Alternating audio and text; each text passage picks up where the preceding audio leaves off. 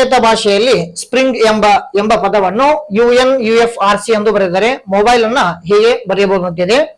So ಇಲ್ಲಿ ನೋಡಿ SPRING spring. Spring ಎಂಬುದನ್ನು ಏನ್ ಬರೆಯಲಾಗಿದೆ UNUFRC ಎಂದು ಸೂಚಿಸಲಾಗಿದೆ. ಇಲ್ಲಿ ನೋಡಿ STU ಅಂತ ಇದೆ, +2 ಇದೆ, ಆಮೇಲೆ NOP ಅಂದಾಗ ಸೊ ಇಲ್ಲಿ -2 ಅಂತ ಇದೆ.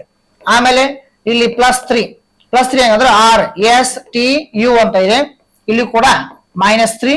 ಆಮೇಲೆ +4 ಹೆಂಗಾಯ್ತದೆ NOPQR ಅಂತ ಇದ್ದಾಗ +4. ಆಮೇಲೆ CDEFG ಅಂದಾಗ ಸೊ -4 ಆಯ್ತು.